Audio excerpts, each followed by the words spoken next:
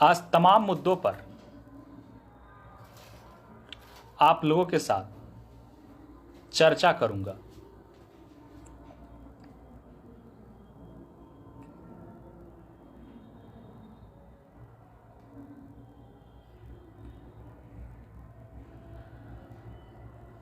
सबसे पहली बात,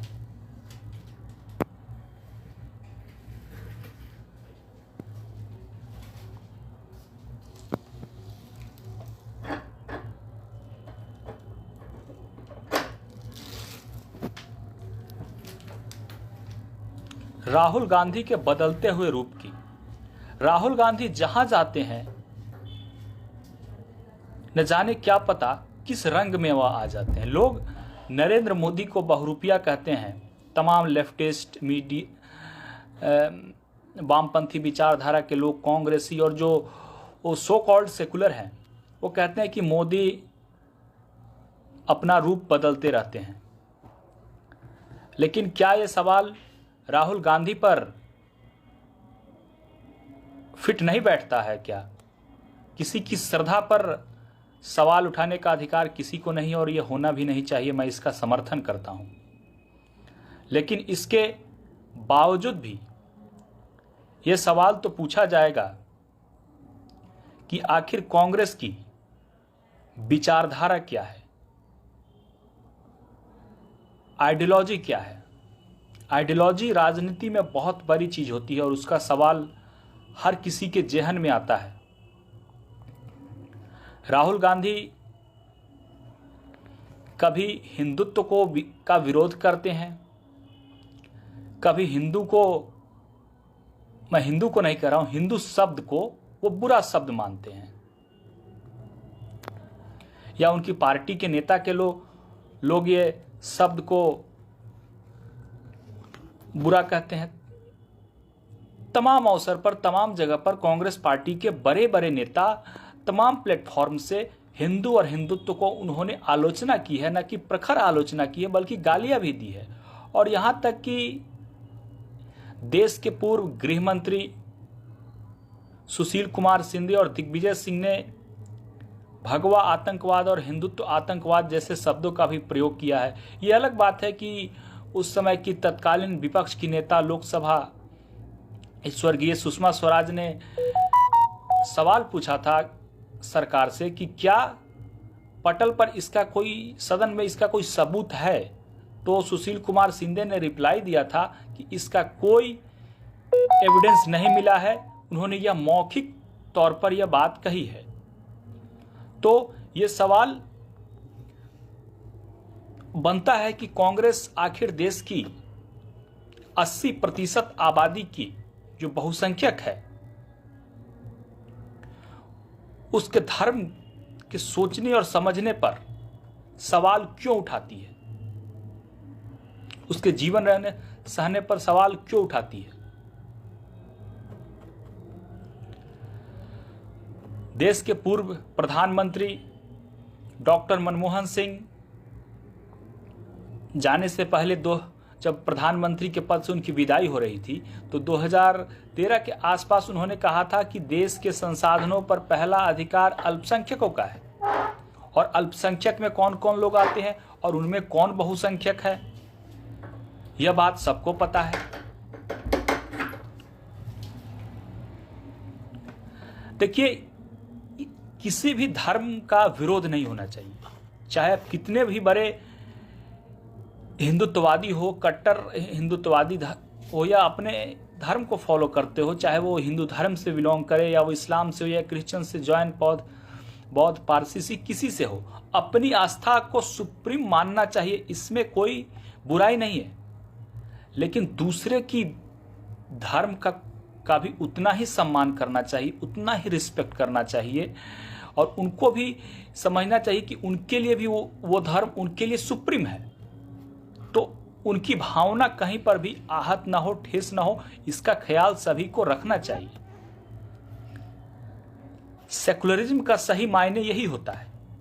लेकिन दुर्भाग्यवश भारत में सेकुलरिज्म का गलत मतलब निकाला गया। जब से देश आज़ाद हुआ, सेकुलरिज्म के नाम पर देश को पूरी तरीके से बर्बाद किया गया। इसके लिए तमाम वो पार्टियां जिम्मेदार है जिन्होंने सेकुलरिज्म को फला फूला। और अगर वो सही मायने में, वाकई मायने में सेकुलरिज्म को अगर निभाए रहते तो सेकुलरिज्म जो है शब्द है आज एक बहुत ही महान शब्द बना रहता। लेकिन आज सेकुलरिज्म एक मजाक लगता है सभी लोगों को, क्योंकि उन्होंने सेकुलरिज्म का मजाक ही बना दिया।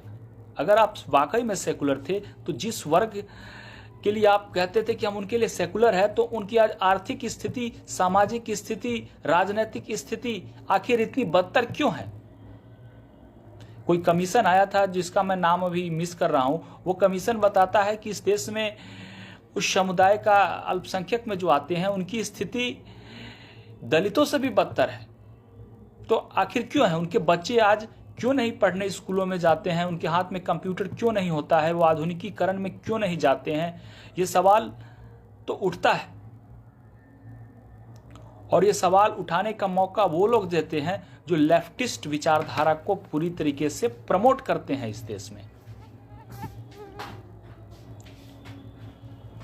अपनी विचारधारा किसी की भी हो सकती है, लेनिन, मार्क्स, किसी की भी विचारधारा को माने। बहुत लोग इस देश में नास्तिक भी हैं, ईश्वर को नहीं मानते हैं, हिंदुत्व धर्म को पाखंड बोलते हैं। तो सबकी अपनी अपनी सोच है, आइडियोलॉजी है, उससे कोई दिक्कत नहीं है। लेकिन जहां सवाल देश का है वहां ये आइडियोलॉजी आपका मायने नहीं रखती है। वहां देश सर्वोपरि होना चाहिए, देश सुप्रीम होना चाहिए। राहुल गांधी बोलते हैं एक समय कि नरेंद्र मोदी सेना की खून की दलाली करते हैं। आप किस तरीके का स्टेटमेंट दे रहे हैं? सेना के मोरल पर क्या होगा? सेना किसी सरकार की नहीं होती, वो भाजपा की नहीं है या नरेंद्र मोदी की नहीं है, वो देश के लिए लड़ती है। देश के बहादुर सैनिक जवान 135 करोड़ भारतीयों के लिए दिन रात बॉर्डर पर खड़े रहते हैं और गोली खाने के लिए तैयार रहते हैं। कोई नेता नहीं जाएगा बॉर्डर पर गोली खाने के लिए। और उनको राजनीति में घसीटना किसी भी पार्टी के लिए सही नहीं है। मैं केवल कांग्रेस को नहीं कहूँ, अगर बाकी लोग भी घसीटते हैं तो ये सही नहीं है। लेकिन राहुल गांधी यही नहीं रुकते हैं। राहुल गांधी के पार्टी के एक नेता है संदीप दीक्षित, जो शीला दीक्षित जो दिल्ली की मुख्यमंत्री थी, उनकी बेटे हैं। वो भी कुछ अपशब्द सेना प्रमुख के लिए बोलते हैं।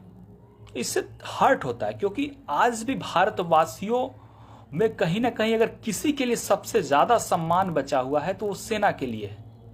और हम सब के लिए सेना के लिए बहुत ही सम्मान है, क्योंकि वो वाकई में बहुत बड़ा त्याग और बलिदान देते हैं जो कोई नहीं दे सकता है। चलिए आते हैं राहुल गांधी के भारत जोड़ो यात्रा पर।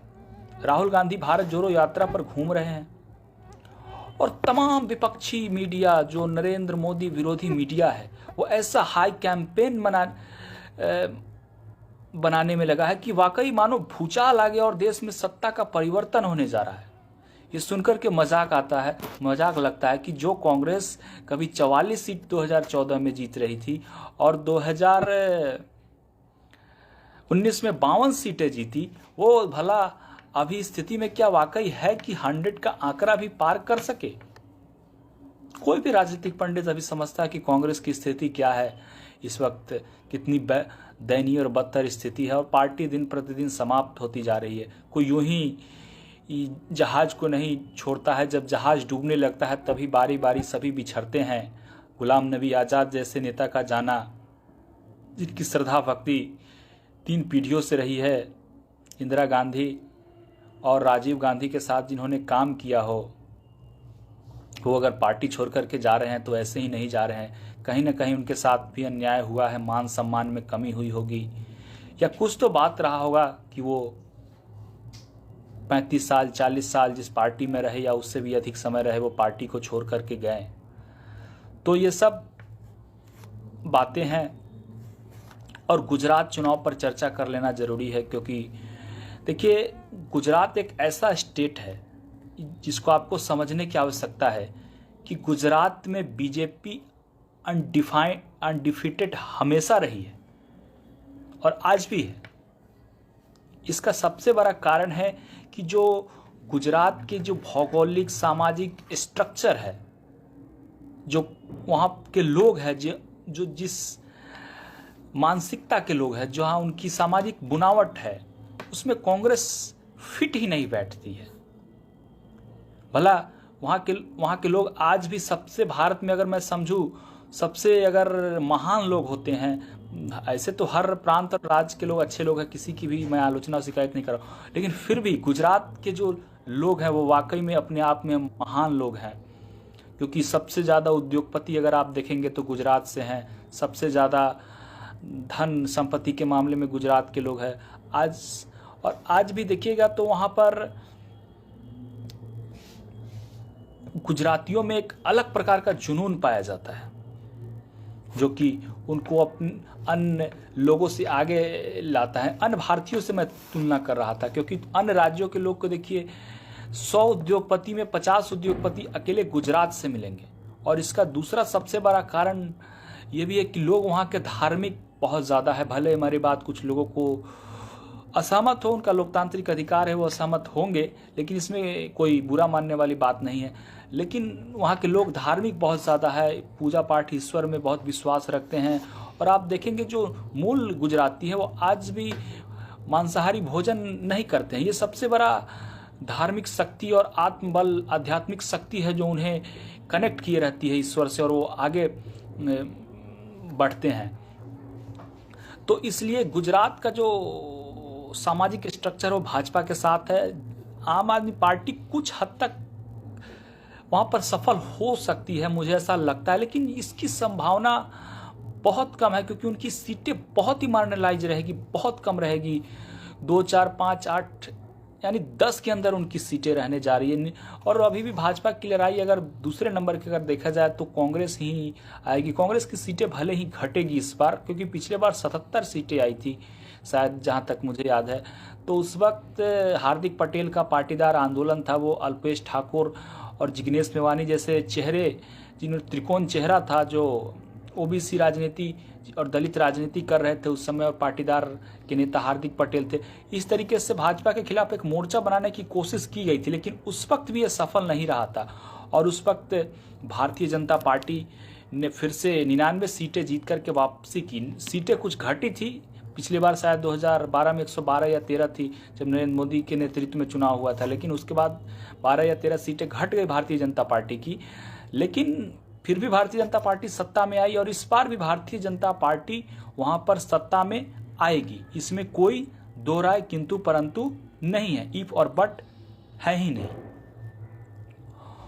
और लास्ट में चलते चलते मैं कहना चाहूँगा कि बिहार में हम होम जिला में कुटनी में एक उपचुनाव हो रहा है। वहाँ पर तमाम मतदाताओं से, जितने मेरे जान पहचान के लोग हैं कुटनी के, मैं उन लोगों से रिक्वेस्ट करना चाहूँगा कि भारतीय जनता पार्टी को ही समर्थन दीजिए, क्योंकि महागठबंधन को आज के युग में, आज के डेट में वोट देने का कोई मतलब नहीं रह गया है। जो बिहार में अभी इस सरकार नाम की कोई चीज़ नहीं है, कानून व्यवस्था और सभी वर्गों के साथ इस समय अन्याय हो रहा है, उसके खिलाफ भारतीय जनता पार्टी एकमात्र विकल्प है, और तीसरा कोई विकल्प नहीं है। और जो भी कैंडिडेट खड़े हैं उनमें वो काबिलियत नहीं है कि वो मुकाबला कर सके, फाइट कर सके। उन्हें वोट कटवा आप निश्चित तौर पर कह सकते हैं। ऐसे 13 या 14 लोग शायद वहाँ से लड़ रहे हैं, लेकिन आप जो भी एनडीए का, भाजपा का जो विचारधारा वाले लोग हैं वो भारतीय जनता पार्टी को ही वोट करेंगे, क्योंकि इस वक्त जो सबसे इम्पोर्टेंस टाइम है भारतीय राजनीति के लिए, उस वक्त भाजपा को मजबूत करने की प्रबल आवश्यकता है, ताकि बिहार में भी भाजपा को आगे चलकर की सरकार बन सके और नीतीश कुमार की विदाई हो। क्योंकि नीतीश कुमार ने भारतीय जनता पार्टी के साथ जो विश्वासघात किया, उसकी पूरे बिहार की जनता गवाह है।